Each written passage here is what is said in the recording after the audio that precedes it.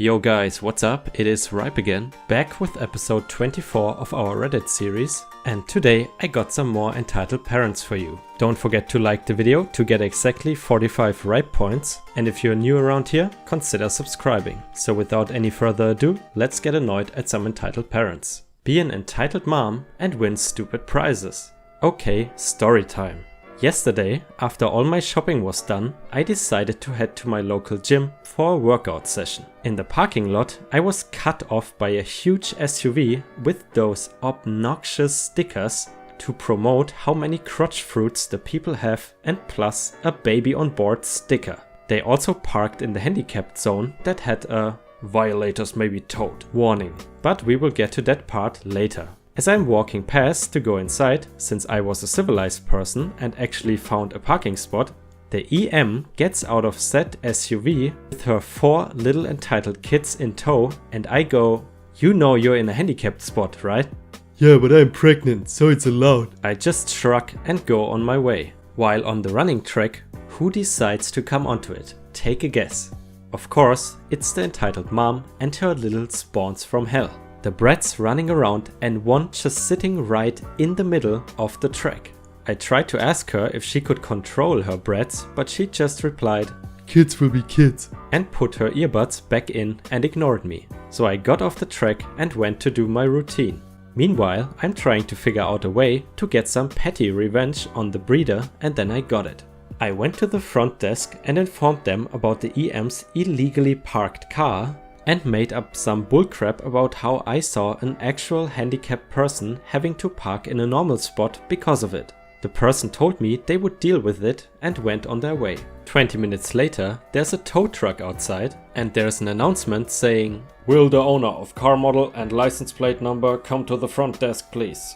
Well, the EM never came down, so the announcement was made 2 more times and then finally the car was towed. About 15 minutes later, I see the EM and her brats leave, but then come back in about 5 minutes later, screaming at the person in the front desk about where the car is. They inform her of the situation and she goes on an entitled rant of, "I'm pregnant, I have children, you cannot abandon children. I won't take a damn bus with my precious babies." She was informed if she wouldn't calm down, she would be asked to leave. So the EM frantically tries to call whoever I don't know, but no one would answer. As I'm enjoying the show and getting ready to leave, since the gym was closing soon as it was Christmas Eve, the EM yells at the person again at the front desk. "My husband won't answer. I refuse to leave until you get my car back." And the desk person tells her if she does not leave, they will have security do it for her. So now the EM and her brats are standing outside in not necessarily a blizzard, but some heavy lake affected snow. As I left, I go, "Merry Christmas" to them and go on my way. I don't know what ended up happening after that, but I'm happy to have gotten some petty revenge on an entitled mom. I would call that some proper Christmas justice. Even though I do feel a little bit bad for the kids. Next one. Entitled mom in... "What do you mean I have to pay for that?" A retail story. So yesterday, I had a mom with 2 small daughters come through the store that I work at. As soon as they got to my check lane to pay for their items, the kids went crazy, grabbing at candy and other stuff in the impulse section. Their mom paid absolutely 0 attention to them, even after our coworker and I both had to ask her to keep an eye on them because they were playing with one of the other cash registers. She finally called them back over, but still wasn't even looking at them. And then the younger girl grabbed one of those little applesauce squeezy packets and stuck it in her mouth. I immediately informed the mom that she would need to pay for the applesauce, and she snatched it from her kid and tried to hand it to me, telling me, "I don't want it." Well, first of all, it's covered in toddler spit. Second, that ship sailed when your kid goobered on it in the first place. When I repeated myself that she needed to buy it, I got hit with the line from the title, which was, "What do you mean I have to pay for that?" I actually had to explain to her that I wasn't about to keep an item that had been in someone's mouth on the sales floor. And since her child had contaminated it, it was her responsibility to pay for it. She argued with me a few minutes, holding up the line as she did so, but eventually relented and chucked the packet into her cart. She paid and left without saying another word to me. When I got the chance, I told my boss what had happened, just in case the lady decided that I had been rude to her and filed a complaint, and he was totally on my side. Yet another example of a behavior that I just don't understand. Why have kids if you are not planning on paying attention to them? Isn't that supposed to be the whole point? Yeah, that makes you really question how hard can it be to really accept responsibility, especially for something that is as cheap as a little packet of applesauce. But yeah, as we've learned before, Karens or entitled moms like to save money wherever they can. Our next entitled parent story was submitted by a subscriber of mine. Shout out to Lisa, by the way. If any of you have interesting entitled parents or church drama stories, feel free to either post them on r/ripe stories on Reddit, or you could also post them in the comments. My daughter has been a meth addict for the past 20 years. Her grandmom raised her and spoiled her to death, giving her anything she wanted, always buying her clothes from one of the higher-end department stores in town. Her grandmother never punished her even when she was in first grade and stabbed a classmate in the hand with a sharpened pencil. The only thing her grandmom said was the following: "Now, EB, entitled Brett, you are not supposed to do that." She went to prison for about 5 years because of her addiction. She stayed straight for the first 5 months, mainly while she was on supervised parole, still giving UAs. After that was over, she went back to meth quick as snot. While she was doing drugs, I refused to have anything to do with her. Imagine a mentally unstable person without drugs on drugs. It is not a pretty sight, let me tell you. Once she was released from prison, we got back in touch.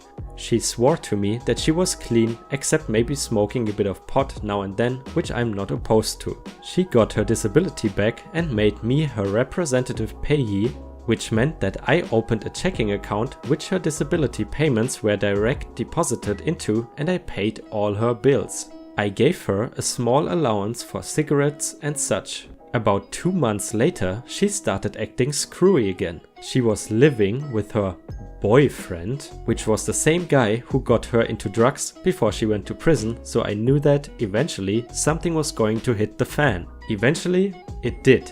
She decided to move out, had all the utilities which were in her name shut off, had her cable TV and internet moved to my house, while she was on an amnesty program from a bill years ago that required a continued service for a 2-year period. She came over to my house and admitted that she had been back on meth and needed to check herself into the mental health facility in order to get clean and back on her mental health meds. I was really upset that she had been lying to me about her drug use all this time, but me and a friend of hers helped her to get to the facility. She also wanted all of her things moved out of the house she was sharing with her old drug dealer and into a storage unit, which she scammed an old uncle into paying for 4 months. She got another friend of hers who lives way out of town to help, and she and I waited all day at that house for the boyfriend to come home so we could pack up her stuff. After she left the facility, despite the doctor's recommendation, she came back over to the house she just moved out of. Also, by the way, no utilities, remember?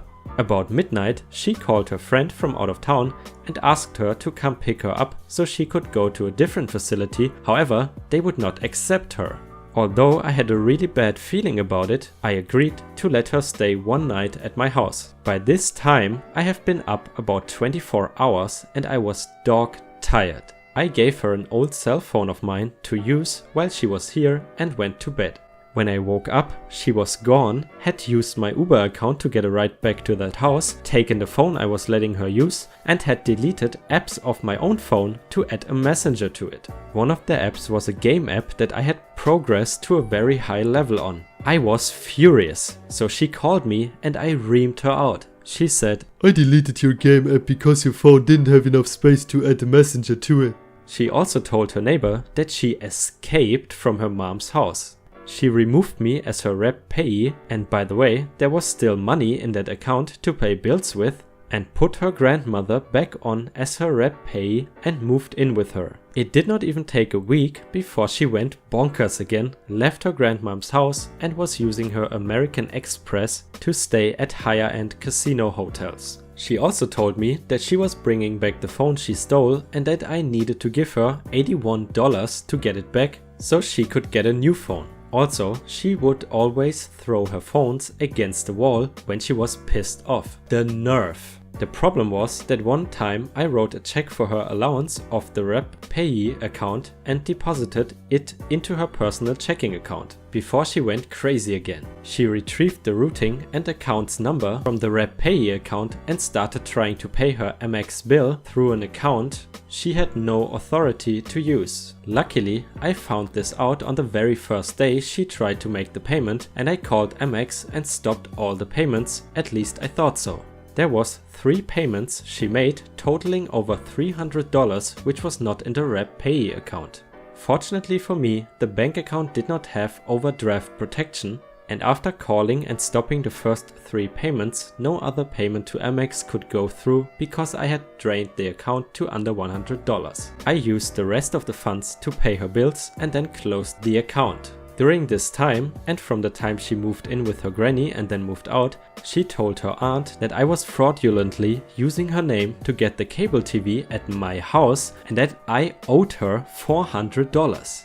I received many nasty text messages from this aunt threatening me with court action. I calmly explained everything that happened, sent her copies of the Uber my daughter took to bring me the equipment and to go back home, how much I had paid on her bills, etc.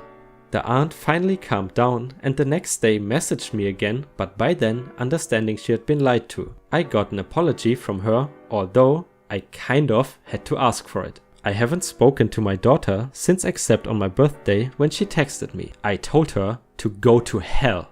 Jesus Christ. That was basically a textbook example of entitlement. On a side note, for all the parents that are watching my videos, if you have any interesting entitled bread stories, I would love to hear them. But for now, let's hop on to the next story, which was also submitted by a loyal subscriber by the name of Kitty Elf. However, this story is more related to r/church drama.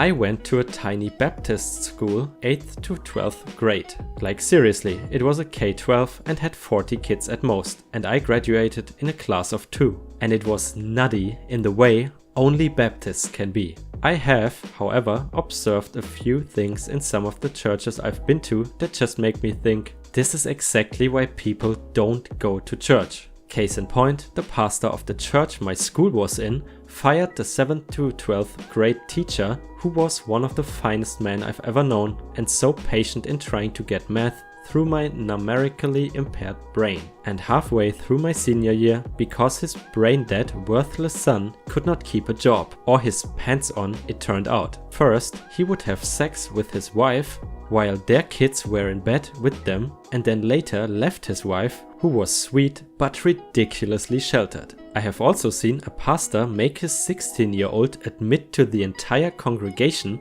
that she got knocked up, but it was fine because he made them get married. I refused to go back to a church except for the funerals of my best friend's dad and the former pianist after the pastor basically said the Jews got what they deserved in World War II. Jesus Christ, that pastor is a piece of crap. Moreover, there was the pastor that married my husband and I. I had already left that church due to a combo of working Saturday into Sunday overnights and moving 40 minutes away.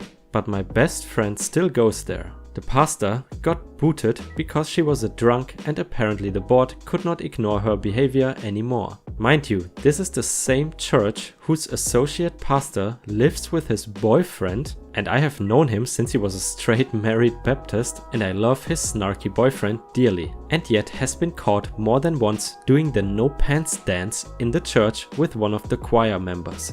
Also, apparently, he has a leather daddy profile on Grindr. My best friend, who is also gay and married, but generally he doesn't act like he even likes his husband most of the time, is a terrible gossip and knows all the things. But that's none of my business. The leather daddy pastor who does the no pants dance. That's something I will never forget. Thank you so much, Kitty Elf.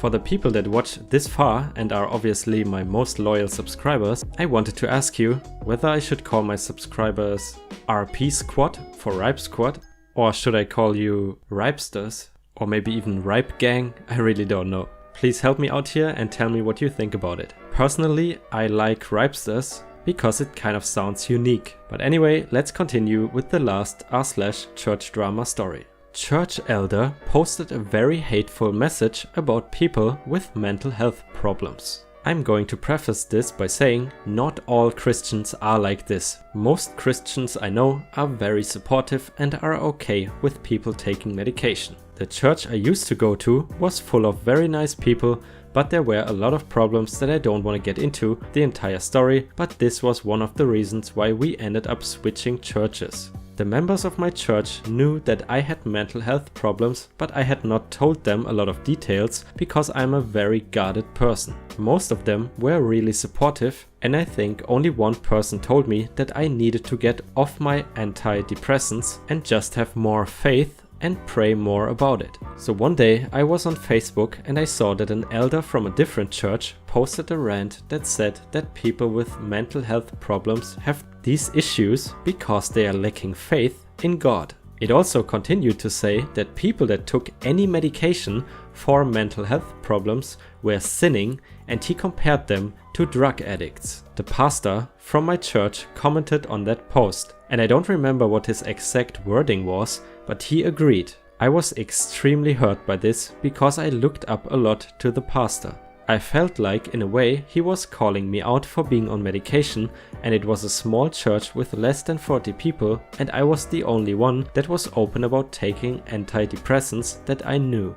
He knew I was not a believer before I started attending that church, so I also felt like he did not think that I was a strong enough Christian. I felt so ostracized from the church, and after that they already treated me differently because my family going to go to the church. My husband and I left the church shortly after what happened. There was other reasons too. After we left, the pastor and his wife kept bombarding us with questions asking why we left, and when I brought up that Facebook post, they said that it wasn't directed towards me, but they refused to apologize or take back what they said, or even say that the elder was in the wrong with what he said. You know, while reading this I was thinking, this almost does not sound like a church, but instead like a cult. And actually the OP confirmed in the comments that this church was indeed like a cult and that they tried to get him to submit to their way of thinking. Anyway guys, that's it for today. Thanks a lot for watching. Once again, don't forget to click like and subscribe to my channel so we can reach the next milestone, which is 2,000 subscribers. But until then, I hope you have a great day. Ripe signing off.